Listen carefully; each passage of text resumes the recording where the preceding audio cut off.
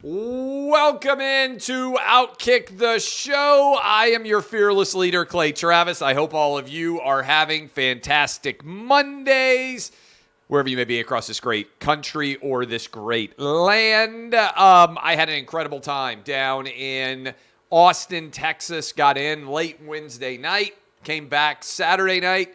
You know, I was in that tough spot. I don't know how many of you have ever been in it before, where, look, my favorite teams are the University of Tennessee, which got a good win. Any win is a good win for the University of Tennessee.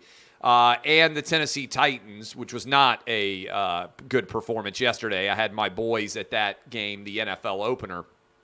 But when I left the Alabama-Texas game, which I'm going to get into in a moment, fabulous time, fabulous experience down in Austin. When I left that stadium, I got back to the hotel, picked up my bags, went to the airport. I had timed it out where I felt pretty good about being able to watch games from the airport bar, as I'm sure many of you have done before. But Tennessee Pitt ran long, and it not only ran long, it ran long in that way where when you're getting onto, you can watch on your phone now. We've got all sorts of technology. But there's that time frame where you can't get on the Wi-Fi yet because the Wi-Fi doesn't start working on a Southwest Airlines flight until you get to, X ceiling height or whatever altitude. And so the game went to overtime right as we're going down the runway. So there's about a 10-minute period where, first of all, I had to rely on whether the Wi-Fi was going to work at all or not. But I knew the game was going to overtime. Pitt had scored that touchdown, and you're sort of in an information black hole. Can't get text messages, can't check any score tracker, app tracker, can't watch the game itself. So that is an awful feeling if you're a big fan of a team. I managed to time it right where my team was in overtime, where I was in that nether region where you can neither get the Wi-Fi, you can't use your phone, you have no idea what's actually going on. And then finally, the thing comes back on, Wi-Fi clicks in, and I'm just in time to see that Tennessee has scored in overtime. I was able to see the stop, so at least I had that win to get me through what was a disaster with the Titans. Congrats to the Giants. I'll talk about that game here in a moment. But the big stories coming out of the weekend, I would say the three biggest stories, if you combine NFL and college football, were, one, Marshall upsetting Notre Dame, which we're going to talk about.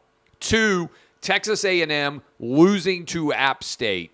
And I would say the third biggest story of the weekend in college football or the NFL was the Cowboys getting dominated by the Bucs and Dak Prescott injuring his thumb such that he will be out for multiple weeks now in what was a disastrous debut for the Dallas Cowboy 2022 season.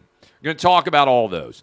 Let's start, however, with the game that I attended in person, Alabama-Texas. What did we learn from this game? Phenomenal battle put forward by Texas. If I had told you that Quinn Ewers was going to get knocked out of the game, that he was going to be replaced by the end of the first quarter, that Texas was only going to score 19 points, would you have thought that this game was going to be remotely close, or would all of you have joined me and taken Alabama to win something like 45-19, maybe even 52-19, if you had been aware of what was going to go on? Yet, Texas fought, I thought, outplayed Alabama for the vast majority of the game until Alabama basically gave up on running the football, put Bryce Young in the shotgun, spread out the field, and let their receivers go to work without any major hindrance. They finally started to get a little bit of rhythm going. But even with that occurring, Alabama still, I think, would have lost this game if we had had the sack made on the perfectly timed blitz on Alabama's final drive. Instead, Bryce Young made a whale of a play, ducked underneath that Longhorn defender, scrambled for 20-some-odd yards, set up what was, in theory, a chip shot field goal. Now, if you're Texas, the question is, are they back? If they can put forward the same sort of effort going forward, then yes, I think you have to be very comfortable with where the program is in year 2 of Steve Sarkisian. My belief, and I've told you guys this for years, is that you can tell in college football whether you've got the right coach or not in year 2. Year 2 is when there is progress. Year 1, you might get a victory you don't anticipate. Year 2 is when the leap is made. I'll give you a stat. Every SEC football coach that has won a championship, won a conference championship, has had at least 9 wins by year 2. In other words, so far there's no example of a long build. Probably Bobby Petrino at Arkansas was the closest example to this. He never did win an SEC title, but it took him a couple of years to get Arkansas turned around. But if you look right now and say, okay, is Texas back? Answer's no. But are they on the right track? I think the answer is yes. For Alabama, this game felt a lot like Auburn last year, where the Tide offense just couldn't get rolling. And what was similar? Jamison Williams wasn't there. How much did Jamison Williams cover up? Are the Tide receivers dynamic enough to be big-time difference makers? Are the skill position players at Alabama explosive enough? Might have gotten spoiled with Jalen Waddle, with Devontae Smith, with Julio Jones, certainly back in the day, with all of the Jerry Jeudy, all of the incredible talent. We could go on and on with all of the top receiving talent that has come out of Alabama in the Saban era, particularly in the back end of that era.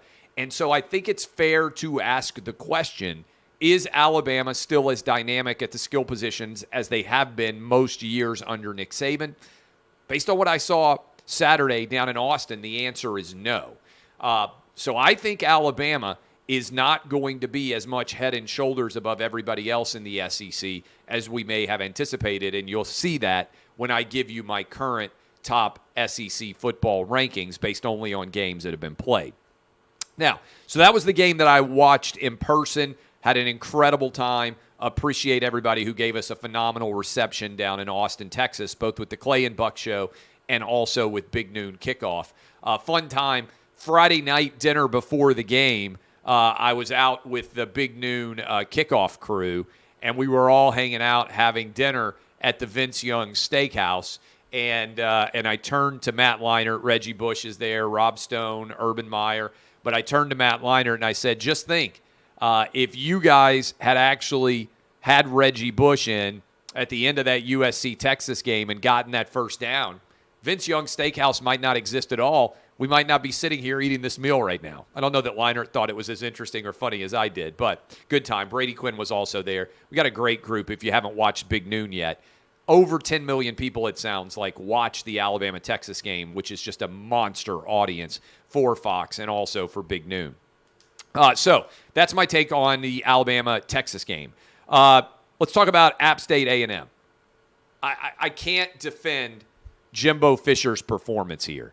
The A&M offense was unable to move the ball against App State. Congratulations to App State, everyone affiliated with that program, coming off of a tough loss to North Carolina. You go on the road in College Station and honestly beat A&M worse than the 17-14 score. You know how sometimes you can be in a game and there can be a situation where you turn the ball over 4 or 5 times, or you throw a pick six, tip ball interception, you block a kick, you look at the scoreboard and it doesn't reflect. Somebody might have 450 yards of offense. Somebody else has got 150, but they win the turnover and the special teams battle. And so a game that would have otherwise not been remotely close ends up very close. You guys have seen those games. That's usually how big upsets happen in college football.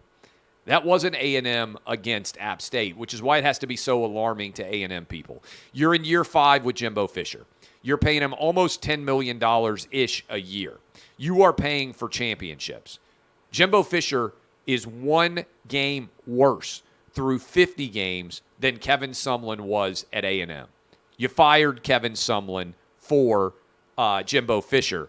And frankly, last year's win over Alabama was phenomenal. And the record in the COVID season was fantastic. But by and large, Jimbo Fisher has not been able to take A&M to a truly consistent championship level. And it feels like in year 5, you're going to get another 8-4 caliber season. Now, we'll see what happens against Miami. But Haynes King doesn't appear to be the answer at quarterback. A&M could not move the ball efficiently, effectively, or consistently against App State, who gave up over 60 points to North Carolina in the prior week. And so, to me, as you break this down and think about it going forward, I think there have to be a lot of questions about the direction of the A&M program, particularly considering the fact that Texas seems to be on the upswing. Now, A&M had an incredible recruiting class last year. They've got a lot of good young talent. Maybe they're still a year or two away, and you feel like you need to be patient. But I would be a little bit nervous about the slip that we have seen in the A&M program since the COVID year. And the COVID year, let's be honest, was also kind of a crazy year. So Jimbo having basically the same record, in fact, one game worse than what we've already seen from Kevin Sumlin, has me a little bit nervous if I am the Aggies. Also a little bit nervous, Notre Dame fans. Look, Marcus Freeman is recruiting incredibly well. Want to give the positive right off the top. I believe Notre Dame has 19 four-star commitments, 1 5-star commitment. They have a top 5 recruiting class right now. That is the positive. The negative is your quarterback's now out for a substantial period of time, and you're already 0-2. Your schedule is brutal. You've got Ohio State, you've got Clemson, and you've got USC. A lot of years, Notre Dame does not schedule a difficult manner. They were scheduling as if they were going to be a playoff contender for this season based on who they are playing. Marcus Freeman, 0-2, lost the bowl game. Not going to count that against him. But if you think about going forward for Notre Dame, this feels like a 4-8 type season. Are they going to be able to hold that recruiting class together? Is the momentum going to stay the same? Not a lot of easy wins on that Irish schedule if you look at it. I broke it down in the starting 11. This would have me very nervous. I don't think A&M, the bottom, is going to fall out of their season. I think A&M's probably an 8-4 style team. In fact, I think they'll beat Miami this weekend. I really do. Low-scoring defensive struggle would be my expectation. But Notre Dame? I think Notre Dame go 4-8. And if things really came undone, they could go 3-9 or 2-10. I think Notre Dame's ceiling is probably 6-6 when you look at the rest of that schedule. 6-6 would allow you to build back up. You'd finish 6-4. Not a good season. Certainly very bad relative to expectations. But when you lose to Marshall, I think it's a hit the panic button style game, and I'm not sure exactly what is going to bring that back. All right? Another big game. Kentucky dominated the Florida Gators. I didn't think this was going to happen. Kentucky deserves credit. Wildcats could be undefeated by the time they roll into Knoxville, could be 7-0. They're going to be in the top 10. Shouldn't lose the next 2 weeks. Go on the road against Ole Miss. Very winnable game there. And then I believe they play Mississippi State before they would play Tennessee. I think I've got all that right.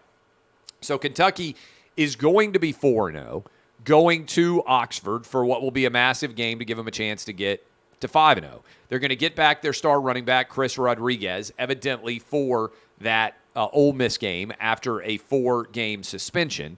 And Kentucky, I told you this after week 1. I even told you a little bit running into the season. I said, I think the SEC East may be better than the SEC West. And I'm going to give you my top teams in the SEC here in a moment, but that's what the data is reflecting for me so far. I think Kentucky's pretty good. I think that Georgia's very good. I think Tennessee's pretty good. All 3 of those teams. Not sold on the Florida Gators because I was stunned. Not that Kentucky kept it close. Not that Kentucky scored 26 points even though they couldn't do anything in special teams. They had one of the worst long snaps I've ever seen. Guy got airmailed. I couldn't even see the top of the screen. But because the Florida offense collapsed, 16-7, Florida has the ball driving. They throw an interception, basically return for a touchdown. Everything changed at that point in time. And Anthony Richardson, carried the ball 11 times for over 100 yards against Utah, 4 times for 6 yards, I believe is the number, against Kentucky. What happened? Why was he not keeping the ball more often on the read option? Why? We know he's certainly not yet a consistent passer, which is why I compared him to Cam Newton early in the Cam Heisman Trophy year. He has the ability, Anthony Richardson does, to make any throw, to make any play, but you got to be willing to use his legs, and I was stunned that Florida didn't do that and didn't call his number more frequently. I haven't looked at the All-22. I'm not an expert when it comes to the X's and O's, certainly, but that was alarming to me and indicative of a Florida Gator team that's just fairly average. If Anthony Richardson doesn't play well, they actually slide down to below average. They've got 2 weeks to get ready for the trip to Knoxville. We'll see what happens there because Tennessee, Josh Heupel got a big win. Pitt is not an awful team, defending ACC champions. Last year they came down to Neyland Stadium, got a win. Tennessee should have put this game away far earlier, but what I liked here is Tennessee got down 10-0, got down 17-7, took punches, had control of this game by the end of the first half, should have won this game, I really believe, by double digits, had to win it in overtime. Now, there were a lot of things that went wrong. Muffed punt, fumble, penalties that killed drives.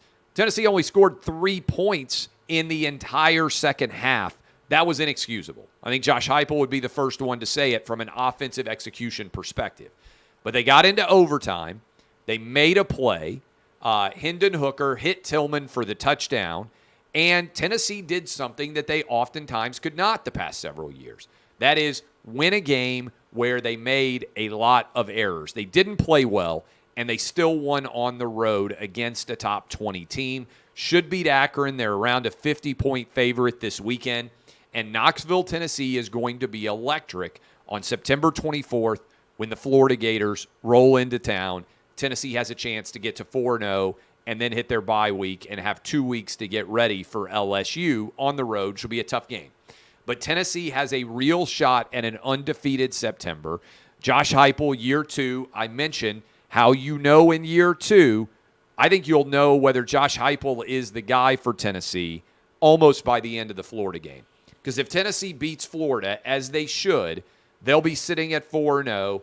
Worst case scenario, year 2, they're going to split the final 8 if they beat the Florida Gators, and that's the absolute worst case scenario. I think Tennessee is then in line for a 9 or 10 win season in year 2 with Josh Heupel. So let's get a couple of thoughts here. Here is my Outkick top 10. The starting 11, if you're not reading it, I don't know what you're doing with your life. I'll give you my top 10, then I'll give you my SEC power rankings. What I want to remind you, well, I also need to talk about Scott Frost, which I'll get to in a minute. But what I want to remind you is I only judge teams based on what we've seen on the field so far.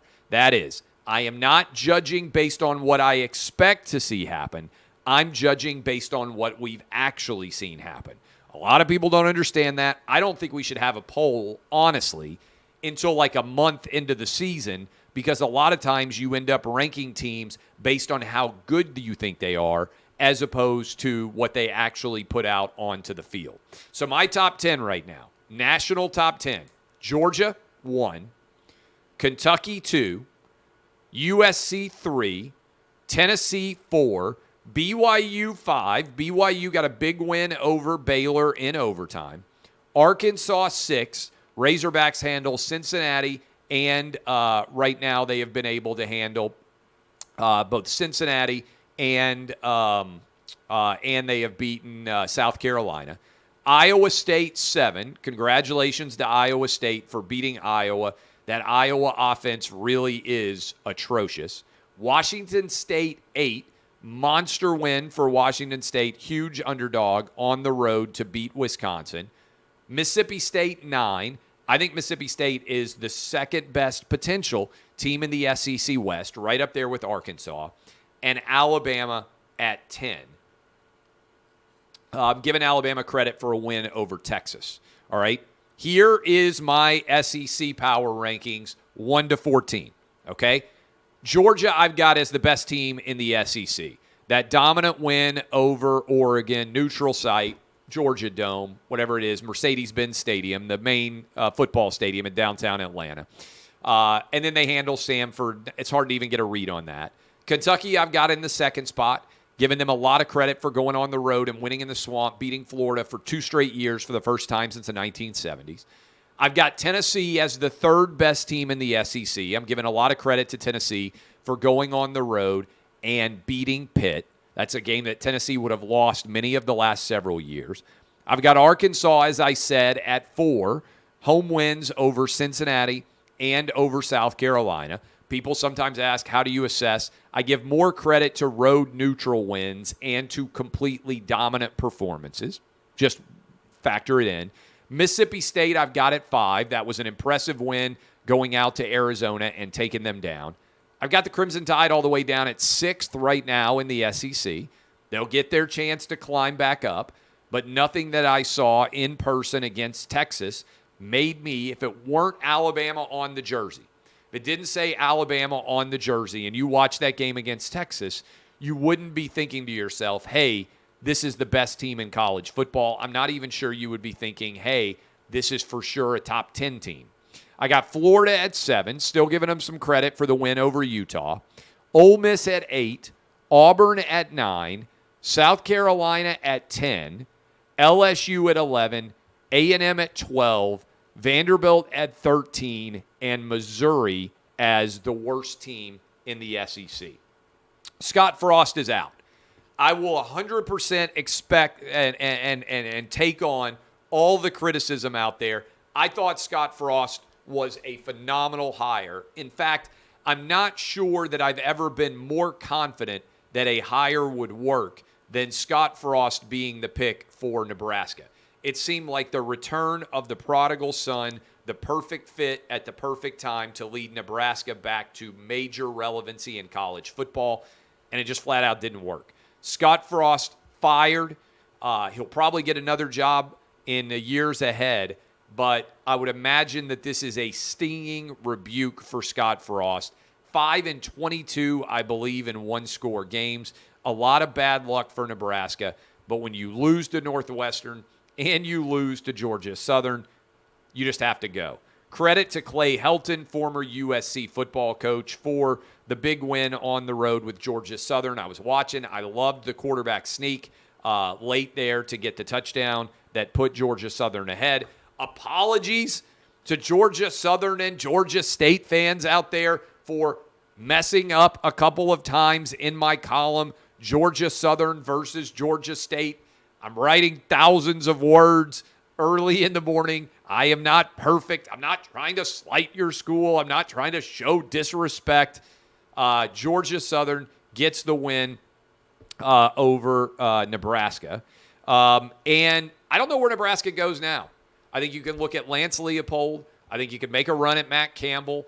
You could certainly go after, I would probably try to call Lane Kiffin. His family has some Nebraska connections. I would look at Urban Meyer. There are a lot of different directions that Nebraska can go. But I think the program has to be shaken to its core right now because they believed that they had the absolute perfect candidate to take over their program, and it was an unmitigated disaster. And so whoever you hire going forward, it's kind of tough. Kind of a tough spot to be in when the guy that you're all convinced is going to be a home run ends up striking out and striking out this soon. So I don't know what the overall result is here, and I don't know who the right hire is going to be, but I do know that there are a lot of people out there that are shaken, and it's unfortunate because Nebraska has one of the best fan bases in all of college football, and frankly, they seem a very long way away from being back at the top 10, 15 caliber nature. I don't know what the solution's going to be. I don't know what the resolution's going to be, but that's certainly a major issue psychologically going forward. Biggest story coming out of the NFL, Dak Prescott hurt in the Cowboys opener against the Tampa Bay Buccaneers. Tom Brady Didn't seem to miss very much. Defense for the Bucs was elite. I don't know what's going to happen with Dak. He got a lot of money. He's been highly paid. He now has got another significant injury. He's going to be out and miss quite a few weeks of action. Maybe they go after Jimmy G. I saw ridiculously Stephen A. Smith say he would go sign Kaepernick. Stop. Kaepernick wasn't good when he had been playing football for years in a row. Stephen A. said state of Texas is too patriotic to sign him, which is a slap in the face on some level. Look, I don't think that Kaepernick is any good. I think Jimmy G is a possibility, maybe Teddy Bridgewater. But the bigger issue for the Cowboys is they may not have much to play for by the time Dak comes back. Maybe the NFC East is still going to be so bad, but the Eagles with Jalen Hurts and A.J. Brown, that combo over 150 yards receiving for A.J. Brown. Jalen Hurts looking at a different quarterback being able to throw to him. I think you have to be nervous, certainly, about the Giants. I'm going to talk about the Giants in a minute, getting to 1-0. And then, look, the Washington Commanders. I mean, I don't know that the NFC East is going to be the worst division in football. So if you're the Dallas Cowboys, you can't rely on 9-8 or maybe 8-9 being good enough to win your division and get you a home playoff game, because I think the NFC East is trending up a little bit. Credit to Brian Daboll. I was at this game. Titans were up 13-0. They could not stop the run. Saquon Barkley back, looked 100% healthy, and the Titans did a very poor job of handling him. Daniel Jones still not very good. That's why it's frustrating that the Titans put themselves into position to lose this game. Fourth down conversions, unable to convert on third down. It was a microcosm of all of the failures that have plagued the Titans in tight games for years. And then you have what should be a makeable field goal, and you shank it. But before that, you blow your final timeout for totally unnecessary reasons. The Titans could have gotten another 7 or 8 yards, theoretically made it much more of a chip shot field goal than it already was. Instead, they settle. I know that Randy Bullock has been very good at a field goal kicker, but I think you have to give credit to Daboll for going for the win, getting the ball into Saquon Barkley's hand on the little shovel pass on the 2-point conversion attempt. And frankly, Titans got outplayed, they got outcoached, they got outworked, and I'm not that optimistic about what this season is going to mean for the Tennessee Titans. I think Monday in Buffalo already out to a 10-point favorite. I think it could be a brutal beatdown. Derrick Henry doesn't look like himself yet. Maybe he's going to round into form, but he looks a step slow. He took some big hits, and the third down play calling continues to be a disaster. Plus, again, the timeout situation to blow your final timeout with the clock stopped and then have the kick go awry. It's a tough watch. I'm going to be honest with you. It really was. All right, Lamar Jackson turned down the final contract offer from the Baltimore Ravens because he wants at least as much guaranteed money as the Cleveland Browns were willing to give Deshaun Watson. The Baltimore Ravens were not willing to do that. Probably means they're going to franchise tag him at the end of the year, and Lamar could be setting himself up for a Kirk Cousins-like move, where he bets on himself back-to-back years, gets big guaranteed contract dollars for 2 years, and then potentially pieces out and goes somewhere else. The Baltimore Ravens clearly in a tough spot. They made a big offer. They were not willing to make the kind of offer that the Cleveland Browns and Jimmy Haslam did for Deshaun Watson.